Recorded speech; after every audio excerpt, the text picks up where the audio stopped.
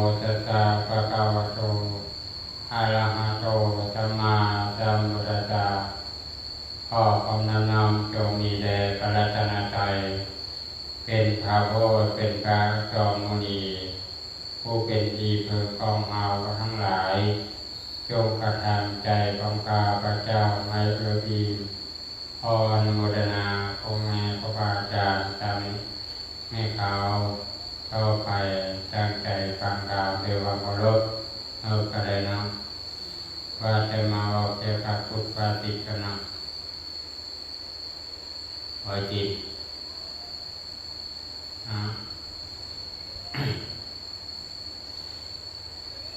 จะเตอาสังคีริเตสุขติปาติตังขาคันติหิตาสุขาวะแปลต่อไปตั้งใจก็ฟังในคำบาลีนะเป็นว่าจะเตอาสังคีริเตสุขติปาติตังขาเป็นว่าหมายถึงว่าเมื่อจิตของเราบริสุทธิ์ก็มีสุขติเป็นดีอีกเพิ่มนะท่านจิตของเราเป็นผู้บริสุทธิ์เป็นอะไรไหมครับที่ของเราเป็นผู้บริสุทธิ์ก็คือว่าบริสุทธิ์มันเกิดมาจากใจแดงมีอย่างเป็นเหตุมีอย่างเป็นปัจจัยก็ย้อนว่าที่ของเรามีศีลมีศรัทธามีเมตตาและละสิ่งเหล่านี้คือว่าโทสะโมหะและสิ่งต่างๆอย่างคือว่าหนึ่งโทสะโมหะและโลภะเนาะสามอย่างเริ่มรวมเข้าไปเป็นศีลศรัทธาปัญญาให้เกิดขึ้นเฮ็ดให้เรามีจิตใจอันบริสุทธิ์มั่นหมายในทางพระนิพพานท่านเฮาสิ่งเหล่านี้เป็นที่หมายก็คือว่าอุปมาเหมือนอย่างเอาอยากไปนิพพานนะทางพระนิพพานมันก็มีอยู่แต่บางครั้งพระนิพพานเพิ่นก็ต้อนรับเอาแต่ว่าตัวเฮานี่นะบ่อยากไปเป็นอย่างบ่อยากไปมันจะไปอยู่กับเบาซื่อๆจะอยากไปแต่ว่าการกระทำมันยากหลายมันยากแสนยากผู้ใดก็เว้าว่าอยากไปพระนิพพานอยากไปพระนิพพานก็เว้าง่ายแต่มันยากคือว่าเอาละโทสะโมหะบ่ได้พระนิพพานมันก็รอคอยเฮาละเมื่อใดเนาะผู้นี้จะมาพระนิพพานเพิ่นก็รอคอยเรื่องเฮาไปพระนิพพานแต่เฮาไปบ่ได้จักเทื่อย้อนว่ามีตัณหามีอุปาทานมีวัฏฏะเป็นให้เฮาติดข้องในสิ่งเหล่านี้มันก็เลยไปปฏิภาณยากเอาหนึ่งอันนี้เป็นว่ามีจิตอันบริสุทธิ์นะสองความอดทนจะนำมาซึ่งประโยชน์คือความสุขขันติคือความอดทนนี้บางครั้งนะความอดทนมันก็มีขีดจำกัดอยู่นะครับบางเพื่อนั่งไปนั่งมาลองอุปมาแม่คนหายหายเว้าจะหายจากเรื่องเก่ามื้อนี้ก็เว้ามื้ออื่นก็เว้าเอาบัดนี้มันเกิดขึ้นมันก็ระเบิดแล้วเนาะมันก็ระเบิดขึ้นเลยจะหายจะปล่อยหลายแล้วมอดมือมันระเบิดมันก็ระเบิดเนาะมอดนี่มันกำลังจุดใส่เป็นวันอยู่ อ่านตาจนมันเข้าไปแล้วเกิดเมื่อใดแล้วมันแตกต้มเลยมันจะเกิดให้ขึ้นได้อาวุธเลยนะครับเนาะอาวุธก็ได้อาวุธการได้หอกกับหอกแทงกันไม่ถึงว่าปากกับปากเกี่ยงกันก้าวเสียงกันโอ้สมัยก่อนนะบางคนนะเสียงกันให้เอาชนะคนนั้นเนาะเจ้าตั้งคนตั้งไม่ยอมภัยเนาะคอยจะเสียงดาฮอดปูฮอดลามไปแล้วอย่างเอาแดงเอาวายจนเอาชนะพอยอมก็ให้เมื่อก็อันนี้ก็ใช้อาวุธเนาะใช้อาวุธใช้อาวุธก็ตีกันความอดทนมันจะหมดเลยไม่ได้ความอดทนไม่ได้เกิดอันนี้ขึ้นเนาะอันยังมีความอดทนอยู่กับพยายามนะเป็นว่าความอดทนนี่สำคัญหลายนั่งทำดีไปนั่งมาแล้วก็เลี้ยวเบิ่งคือไม่โตนึงเนาะเป็นวัดหัวเข้าวัดเจ้ากับพนกเป็นนะเป็นนี่เป็นสินมาวัดพวกใครมาวัดถามมาเนี่ยพ่ออันก็ขน้อยเป็นซีเป็นสินนะด้วยขน้อยได้ดูเนี่ยพ่อกระด่างเจ้ามาวัดอยู่บ่โอ้ยเดือนนี้ยังมาเท่านึงโอ้นี้ได้บุญหลายเป็นนี่อะไร2-3 มื้อพุ่นละโอ้โหติดนี่หลายเด้อจ้างให้บ่ขอลาบขอโชคเด้อบอกขอลาบแด้ขอโชคแด้โอ้ยหันขอล้างบ่มาแต่เช้าป่านนี้ยังมามันกินหมดแล้วอาจจะกลายเป็นเราที่จะลาดพุทธลาดก็อะไรไม่ออกอะไรว่าหมอไม่แนวนั้นขอลาบขอโชคหรือว่าขอเพิ่มบารมีให้พ่อเด้โอ้ยเพิ่มจังใดวัดพอเข้าไปแจวพนมน่าไรคือติ่นจะบอกโอ้ก็น้อยพูดแล้วติ่นนะเป็นอะไรพูดแล้วติ่นนะเป็นอะไรพูดอย่าบอกเรากันนั่งเป็นว่าบอกให้ขาดชัดโอ้คนใหม่ด้วยมือในกระค่าอยู่ไหนก็ฆ่าปลากับฆ่าไก่ฆ่าหนุ่มอยู่พอกับเป็นแลที่ไม้รับโอ้บานก็น้อยบ่มีดอกมีหลับ3คนออกใจก็ของคนเองโอ้คนน้อยคนเด็กตัวนี้นะคนดีคนเด็กจัวคนน้อยกันบางครั้งก็จัวอยู่ดอก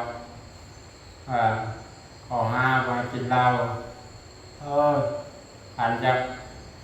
จะคือเลขแท้นะคือติ่นแปดเด้อเพราะติ่นแปดก็มีข้อใดในข้อมีเพิ่มลงไปมาให้กินข้าวแรงแล้วข้อที่1เนาะข้อที่3มาให้นอนนำผัวโอ้แนวนี้จงไปถามผัวกันเด้อกันนอนเราผัวกันข้อที่6บอกให้อันนี้ก็กินข้าวแรงเป็นเที่ยงข้อ7บอกให้นั่งเขากำลังนั่งฟังเพลงบอกให้แต่น้ำหอมไว้นอนเสื้อก็น้อยจะไปถามบอกกันเด้อเราก็น้อยจะมารายงานให้บอกอีกไปถามลมกว่าก่อน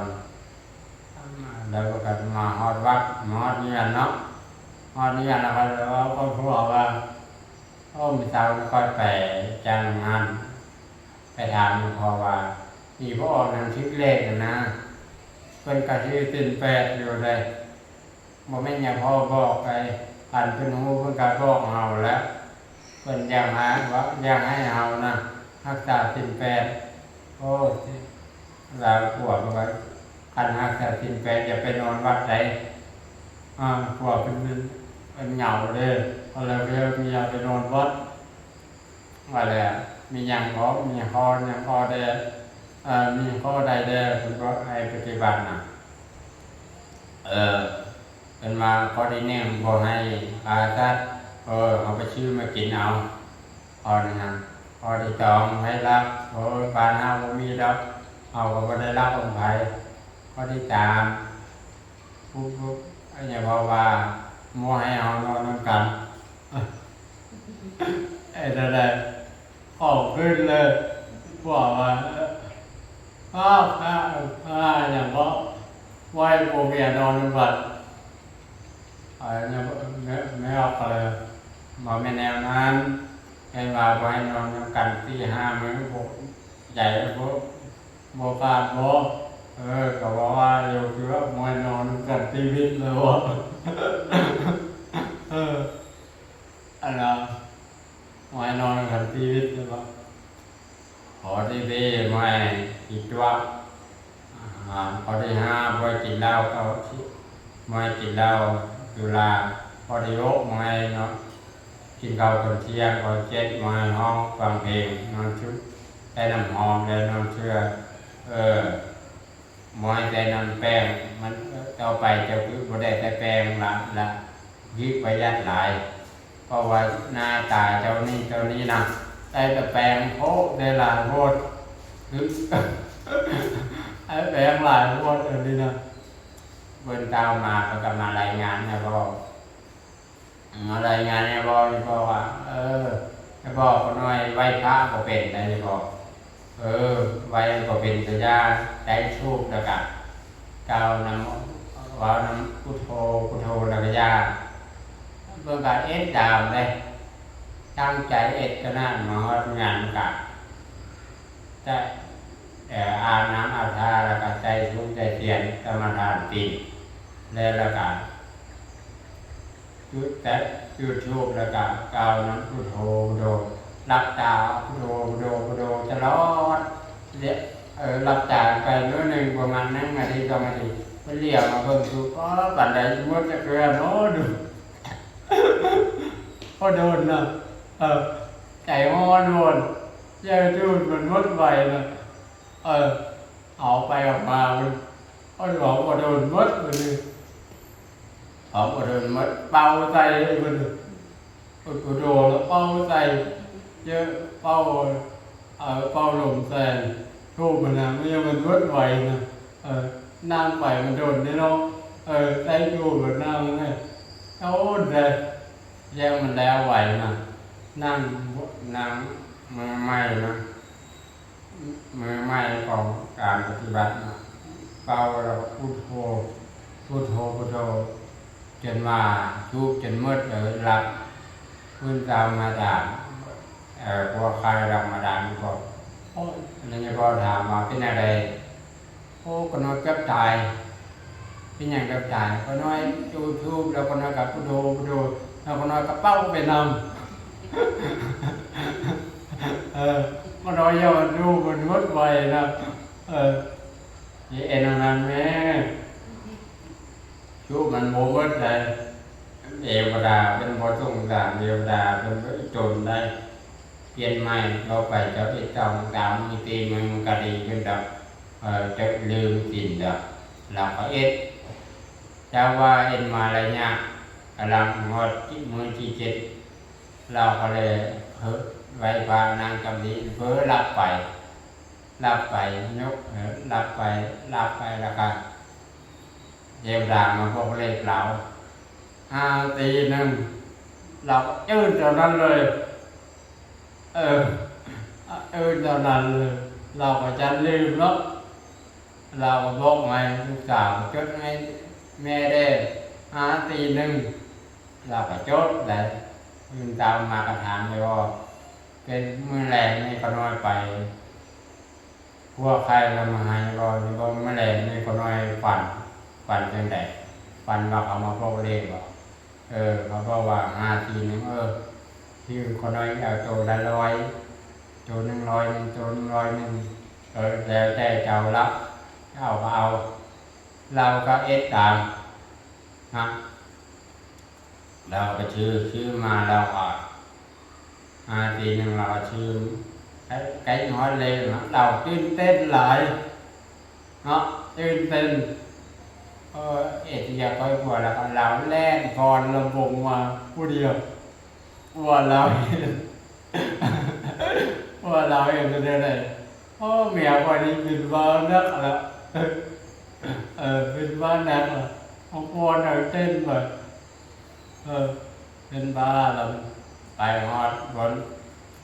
นฝั่งดีนิ้วงานเขานะไอ้ฝั่งไม้เลขที่ออก541เราก็ตื่นเต้นเองเราดีใจเอาแต่ว่าตื่นเต้นมาฮอดงานเนาะตื่นเต้นมาฮอดงานแล้วว่าเป็นยังไงกว่าทางชื่อเลขชื่อ541โอ้ยเราลืมไปว่าเราจำยังบ่ได้ทอนติ่นเชื่อนะบ่ได้ทอนติ่น8เชื่อมาปฏิบัติติ่น5เชื่อเราลืมไปจนลืมเสียสติย้อนไว้ที่เลขหลายเนาะทุกเลขหลายก็เลยขาดสติลืมไว้เองรักษาติ่น8ก็เลยกลัวเลยล่ะจะมือแล้วแปดมือแล้วมีที่แปดล่ะเอาเหล้ามากินอดเหล้ามาหลายมือแล้วเอาเหล้าเอาเบียร์มากินพาไก่มาแล้วกินเหล้าตลอดเลยเอาไปเอามาฟ้าห้องกันทั้งฟ้าห้องทั้งรวมทั้งคนหาปลาเปี้ยงลงมาไก่ได้บ่ปลาเราไก่ได้บ่ปลาเราเด้อเนาะทันมาว่ามืดเลยล่ะบดเราก็เลยอื่นตามมาว่าใครเราก็มาวัดมันก็น้อยที่เล็กก็น้อยลืมตีไปอันนี้ก็เลยพาพวกกินเหล้าพาป้าเปี้ยงมาโอ้เจ้าน้องถือติ่มแล้วเลยมีค่าเมื่อตีเนาะเอาว่าอันนี้แหละเป็นว่าสรุปแล้วว่าเย็นอย่างกันแล้วแต่ต้องมีสติเนาะรีบความตั้งใจว่าพี่คือ18เอาเงินไปใส่นี่สุดท้ายมาไปกินเหล้าเนาะไปกินเหล้ากินแปอย่างปฏิบัติอยู่ธรรมดาติ่นก่อนปฏิบัติก่อนเราจึงกินอย่างก็กินอย่างก็อันนี้ลืมเมื่อเลยว่าความอดทนของเรามันก็มีที่จำกัดอันนี้เป็นว่าเกี่ยวกับความเป็นมาในการธรรมทานติ่นนะติ่นนี้เป็นหน้า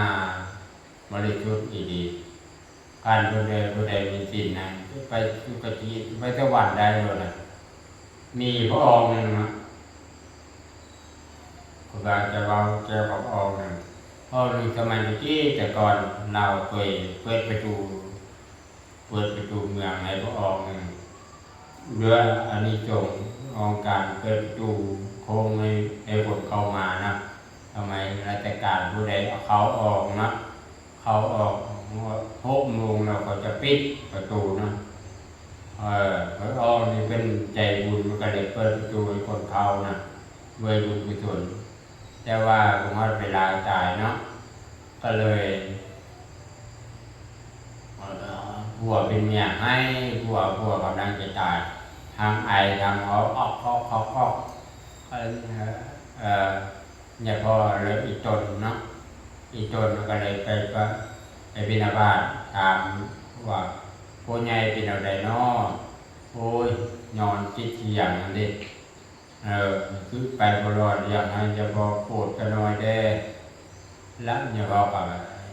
เอาไปโปรดถามว่าพ่อใหญ่เป็นอะไรโอ้คนน้อยคนร้อนเลยบอกไอทางห้องงูติดอยู่บอกคนน้อยดูละจะตั้งใจธรรมดาติดเด้อคนใหญ่เด้อเราไปตั้งใจธรรมดาติดน้ำโมจะเบาไปตามเนี่ยพอตั้งใจธรรมดาติดก็กำลังจะหอดสุราเมรยะมัตตปานานะเวรมณีนะใจคาดเลยบุคคลซ้ เนี่ยพอบ่ได้สมทานอันนั้นจะมันสมทานศีลอันกำลังจะครบนะเพื่อเห็นว่าที่เดนะคือติยันติเป็นบ่ได้เว้ากันเลยที่เดนะโพปธรรมดาเพราะว่าใจขาดปั๊บเราไปเป็นเทวดาเลยด้วยผลมาศาสตร์กินก้อนตายเราก็ไปเป็นเทวพุทธเทวดาอยู่สวรรค์เราก็เลยไม่กว่าก็คอยเนี่ยนะเมื่อกี้คอยตาย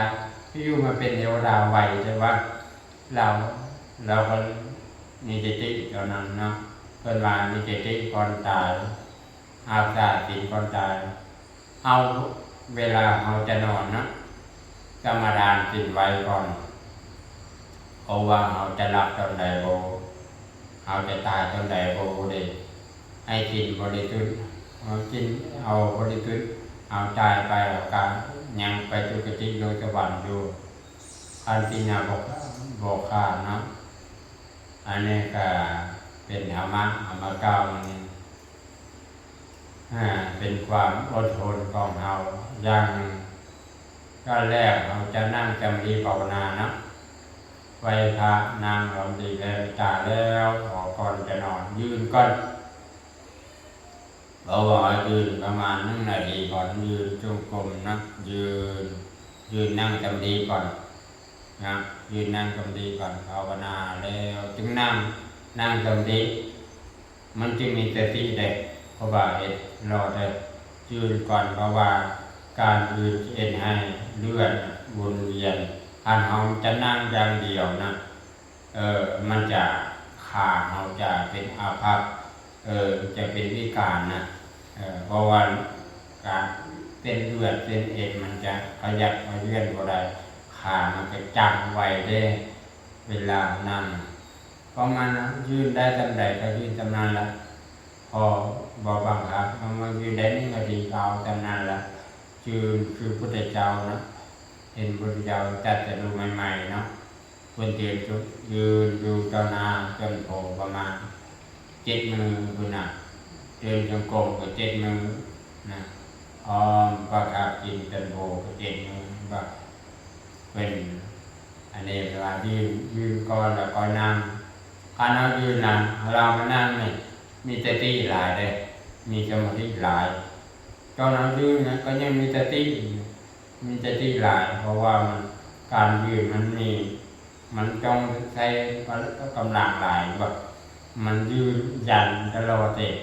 ยืนเพราะว่าขามันจะหนักหลายมันก็เลยจะติดตอนนั้นเอานั่งกันมันก็บอกค่อยมันตีบันไดเพราะว่ามันทับนั่นซื่อๆนะอันนี้ก็เพราะว่าตัวมือยืนเดแล้วก็นั่งเอาไว้ที่หลังยืนก่อนนะอันนี้คือธรรมะบางมาเก้าเกิดบางการเอานั่งยืนเอาจะภาวนาเนี่ยก็แล้วแต่อานิจจาวัฏสังขาราแล้วก็เลย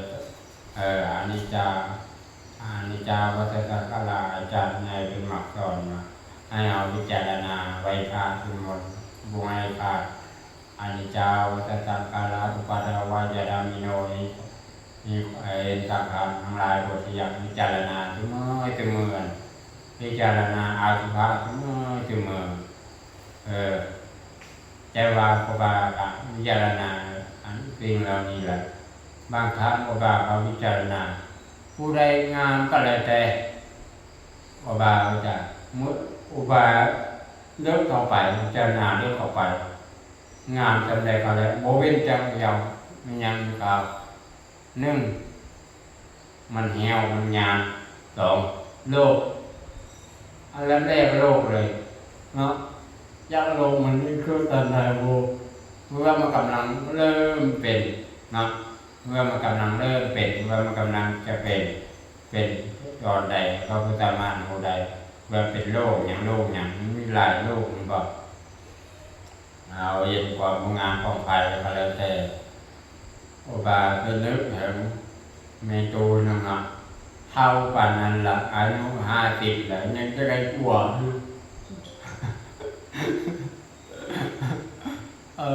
อันนั้นเอาวันไหนจะได้กลัวเลยเนาะยังเหงาอยู่ไอ้บอกมาเรียงแล้วว่าเลือดเลือดก็ดูตามเลยเนาะเอาแต่ฟังอาม่ามาก้าวเดียวพอเข้าใจก็มาก้าว